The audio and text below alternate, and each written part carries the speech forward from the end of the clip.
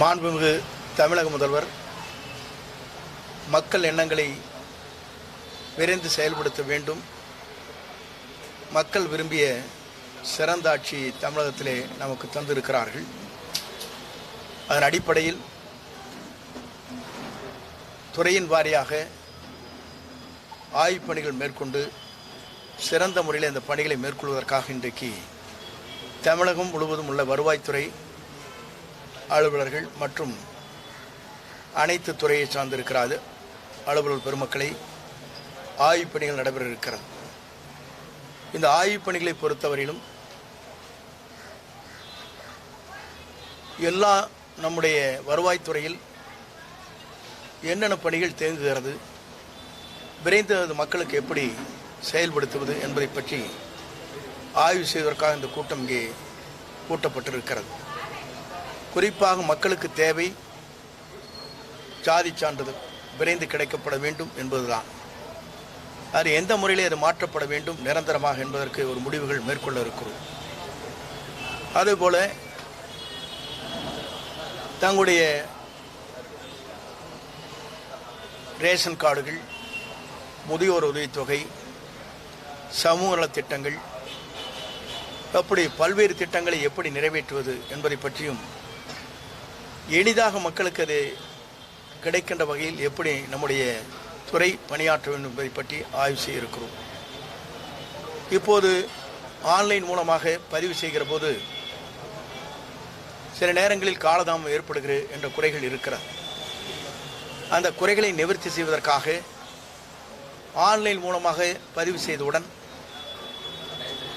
அந்தந்த வருவாய் வட்டத்தில் இருக்கிற விஓக்கள் அதை ஆய்வு செய்து 5 நாட்களுக்குள் அந்த பணிகளை முடிக்கப்பட வேண்டும். அப்படி முடிக்கப்படவில்லை என்றால் கொடுக்கப்படுகிற மனுக்கள் அத்தனையும் ஏற்றுக்கொள்கின்ற அளவிற்கு ஆன்லைனிலே பதிவு செய்யப்படும். அதற்கான நடவடிக்கை மேற்கொள்ளப்படும்.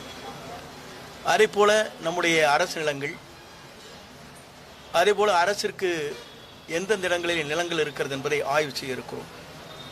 அது எந்த முறையிலே அரசிற்கு அதை பயன்படுத்தலாம் என்பதை ஆய்வு செய்கிற கூட்டமாக இந்த கூட்டம் அமைந்திருக்கிறது. அதே போல தான் பதிவு செய்கிற பத்திரப்பதிவில் பல்வேறு தேக்கங்கள் இருக்கிறது. அந்த பட்டா மாறுதல் என்பது பதிவு செய்வதற்கு பிறகு அதில் இருக்கிற தடைகளை நிவர்த்தி செய்ய வேண்டும் என்ற நோக்கத்தோடு தான் எல்லோரும் அதிலே கேட்கின்ற கேள்வி ஒன்றே ஒன்றுதான். பட்டாக்கள் நீங்கள் சரியான முறையில் லேஅவுட் போடப்பட்டு பவுண்டரி போடப்பட்டு பட்டாக்கள் வழங்கப்படுகிறது. பட்டாக்களை ஒரு விற்கிற போது வாங்குகிற போது அதில் காலதாமம் ஏற்படாமல் அந்த பட்டாக்கள் உடனடியாக கிடைக்க வேண்டும் என்பதுதான் எங்களுடைய நோக்கம். ஏனென்று சொன்னால் அதிலே தான் இருக்கிற குறைபாடுகள் எல்லோரும் சுட்டி காட்டி கொண்டிருக்கிறார். ஆக அந்த சுட்டி காட்டுகிற குறைபாடுகளை எப்படி நாம் விரைந்து செயல்படுத்த வேண்டும், டிஜிட்டல் மூலமாக வேறு முறைகளில் இதை எப்படி ஒழுங்குபடுத்த வேண்டும், பதிவுத்துறையும் வருவாய்த்துறையும் இணைந்து அந்த பணிகளை நாம் எப்படி மேற்கொள்ள வேண்டும் என்பதை பற்றி ஆய்ந்து அந்த பணிகளை விரைந்து செய்வதற்காக நடவடிக்கை நாங்கள் மேற்கொண்டிருக்கிறோம். அதுபோல் இயற்கை சீற்றங்கள் எப்படி இருக்கிறது என்பதை ஆய்ந்து ஆங்காங்கே உரிய நடவடிக்கை மேற்கொள்வதற்காக விரைந்து நடவடிக்கை மேற்கொள்வதற்காக அதற்காக சமூக ஆர்வலர்கள், அதேபோல் நிறுவனங்கள், பள்ளிகள், கல்லூரிகள் இதற்காக யார் தயார் நிலையில் இருக்கிறாலும் அந்த பகுதியில் அவர்கள் மூலமாக அந்த பணிகளை விரைந்து நிறைவேற்றுவதற்கு நாம் அந்த பணிகளை மேற்கொண்டிருக்கிறோம். இப்போது தென்மேற்கு பருவமழையை பொறுத்தவரையிலும் மாஞ்சோலையிலே கொஞ்சம் அதிகமாக கூடுதலாக மழை பெய்திருக்கிறது. கூடுதலாக மழை பெய்தால் மட்டும்தான் தாம்பரவண்ணி ஆற்றில் நீர் நமக்கு கொள்ளளவு கூடுதலாக அந்த அணையில் கிடைக்கும். அதேபோல் நம்முடைய மாற்றிடங்களை பார்க்கின்ற போது கூடுதல் மழைகள் இப்போது இல்லை. மேட்டூர் அணையை பொறுத்தவரையிலும் கேட்ச்மெண்டல் ஏரியா என்று சொல்லப்படுகிற குடகு பகுதியில் மழை குறைவாக இருக்கின்ற காரணத்தின் அடிப்படையில் குறைந்த அளவுதான் மேட்டூருக்கு தண்ணீர் வந்து கொண்டிருக்கிறது. 2642 கனடி என்று சொல்கிறார். ஆகவே நாங்கள் அனைத்தும் கூர்ந்து கவனித்துக் கொண்டு விரைந்து இந்த பணிகளை மேற்கொள்வதற்காக என்னென்ன முறையில் இயற்கை சீற்றங்கள் வருகிற போதும் சரி, வறட்சிகள் வருகிற போதும் சரி, வெள்ளங்கள் எங்கே தேங்குகிறதோ அதை எப்படி நாம் விரைந்து அந்த பணிகளை மேற்கொள்கிற போது அது சீரான முறையில் செயல்படுத்த முடியும் என்பதை வருவாய்த்துறையின் மூலமாக அந்த பணிகளை மேற்கொள்வதற்காக இன்றைக்கு ஆய்வுக் கூட்டங்கள் நடைபெற்றுக் கொண்டிருக்கிறது. இந்த ஆய்வுக் கூட்டத்தின் மூலமாக நாங்கள் எடுத்துச் சொல்வது ஒன்றே ஒன்றுதான். இன்று பேரிடர் மேலாண்மை துறையின் மூலமாக ஒரு ஒரு புத்தகம் வெளியிட இருக்கிறோம்.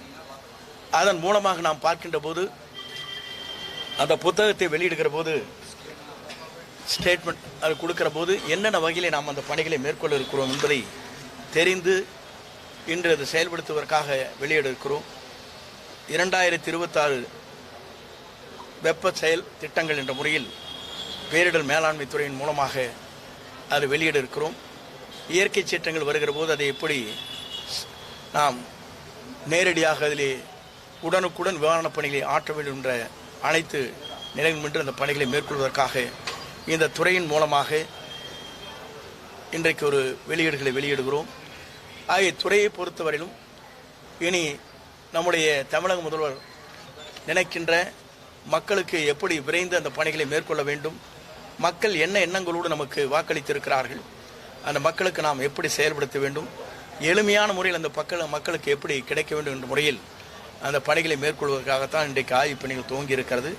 இந்த ஆய்வுப் பணிகள் மூலமாக 2 மாத காலத்திற்குள் என்னென்ன பணிகளை நாங்கள் விரைந்து செய்ய போகிறோம், விரைந்து செய்ய வேண்டும் என்பதை முடிவு செய்து மக்கள் நிறைவு பெறுகின்ற அளவிற்கு, மக்கள் பாராட்டுதலை பெறுகின்ற அளவிற்கு இந்த துறை செயல்படுத்தும் என்பதை மகிழ்ச்சியோடு நான் தெரிவித்துக் கொள்கிறேன்.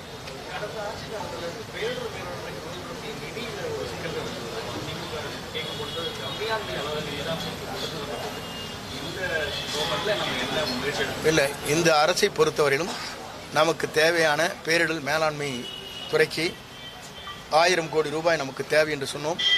அந்த நிதியை மத்திய அரசு வழங்கி இருக்கிறது. அதில் எந்த தயக்கம் காட்டுவதில்லை.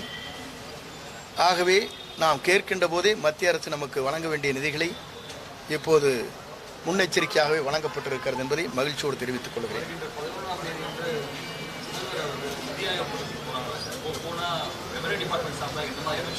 இல்லை, எல்லா துறைகளை பற்றி பேசுகிறார். ஒரு துறை அல்ல, தமிழ்நாட்டில் இருக்கிற அனைத்து துறையிலும் என்னென்ன நிவாரணப் பணிகளை செய்ய வேண்டும், மத்திய அரசு நமக்கு நிதிகளை எப்படி வழங்க வேண்டும், மத்திய அரசுக்கு என்னென்ன அனுமதிகளை பெற வேண்டும், கொடுக்க வேண்டும் என்பதையெல்லாம் அவர் அங்கே பேசுகிற போது பேசியிருக்க. போன முறை அதைத்தான் பேசிவிட்டு வந்தார். ஆகவே செய்திகளை பொறுத்தவரையிலும் அவர் எடுத்திருக்கிற ஒவ்வொரு முயற்சியில் நீங்கள் கண்காணிக்க வேண்டும். இன்று ஒவ்வொரு நாளும் அவர் எடுக்கின்ற முயற்சிகள் என்பது தமிழ்நாட்டில் வரலாற்றில் இடம்பெற்றிருக்கிற ஒன்றாக இருக்கிறது. குறிப்பாக அமைச்சரவை கூட்டம் நடைபெறுகிற போதே 5 ஆண்டு கால திட்டம் என்று ஒரு திட்டத்தை வகுத்து ஒவ்வொரு துறையின் சார்பாக எப்படி நாம் அதை விரைந்து செய்ய வேண்டும் என்பதற்காக முதல் முறையாக தமிழ்நாட்டிலே அப்படிப்பட்ட ஒரு துறையின் சார்பாக 5 ஆண்டு கால திட்டப்பணிகள் என்ற முறையில் தமிழக வெற்றிக் கழகத்தினுடைய அரசின் திட்டப்பணிகள் என்ற முறையில் வெளியிடப்பட்டிருக்கிறது.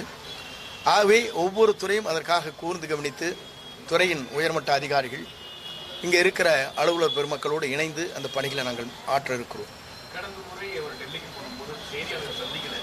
இல்லை, அதை பொறுத்தவரையிலும் அவரிடத்தில் கேட்க வேண்டிய கேள்வி, முதலமைச்சருக்கு செயல்பாடுகள் தான் முக்கியமாக நினைக்கிறார். அவரை பொறுத்தவரையிலும் நாம் சொன்னதை செய்கிறோமா, செய்து முடிக்கப்பட்டிருக்கிறதா, மக்கள் அதில் மகிழ்ச்சி அடைகிறார்களா என்பதைத்தான் பார்க்கிறார்களே தவிர பத்திரிகையாளரை சந்தித்து அவர் கேட்கின்ற கேள்விகளுக்கு பதில் சொல்வதை காட்டிலும் செயல் வடிவத்திலே அவருடைய திட்டங்கள் நிறைவேற்றப்பட்டு வருகிறது.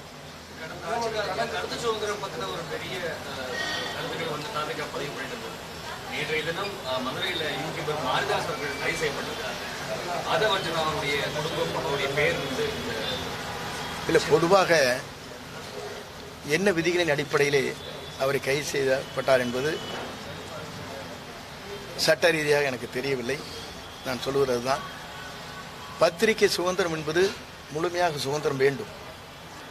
அது எப்படி இருக்க வேண்டும் சொன்னால் மக்கள் வளர்ச்சி பணியில் இருக்க வேண்டும். தனிப்பட்ட விமர்சனம் இல்லாமல் மக்கள் வளர்ச்சி பணிகள் எப்படி இருக்க வேண்டும் என்று பத்திரிகை நீங்கள் சொல்லுகிற போது பத்திரிகை சுதந்திரம் மட்டுமல்ல, நாடே வளர்ச்சி அடையும்.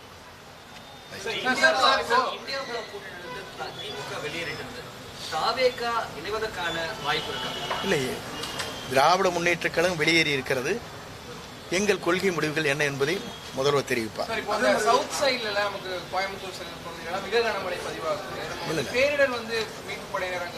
இல்லை, பேரிடர் மீட்பு படைகளை பொறுத்தவரையிலும் கோவையும் தயாராக இருக்கிறார்கள், நீலகிரியிலும் தயாராக இருக்கிறார்கள். நீலகிரியில் நிலச்சரிவு ஏற்படும் பட்சத்தில் ஏற்படாது, ஏற்பட விடமாட்டோம்.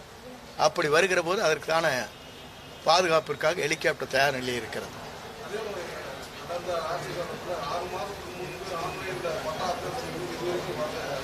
இனி அந்த நிலையை இருக்கக்கூடாது என்பதற்காகத்தான் இந்த கூட்டம். விரைந்து செயல்படுத்த வேண்டும் என்கிற நோக்கம்.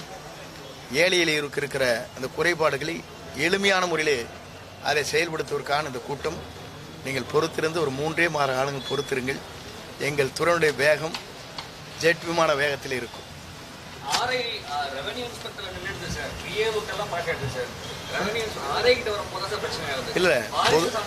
இல்லை, பொதுவாக நான் இன்றைக்கு ஒன்று சொல்கிறேன். அதையெல்லாம் சரி செய்வதற்காகத்தான் இந்த கூட்டம். வாரிசு சான்றிதழாக இருந்தாலும் சரி, கம்யூனிட்டி சர்டிஃபிகேட்டாக இருந்தாலும் சரி, பட்டாவாக இருந்தாலும் சரி, பட்டா மாற்றங்கள் இருந்தாலும் சரி, எளிமைப்படுத்துவதற்காகத்தான் இந்த கூட்டம் கூட்டப்பட்டிருக்கிறது. 3 மாத காலம் கழித்து நீங்கள் பாருங்கள், இந்த துறையுடைய வேகம் நீங்கள் கேட்கின்ற கேள்விகள் அனைத்திலும் நீங்கள் பாராட்டுகின்ற அளவுக்கு இருக்கும்.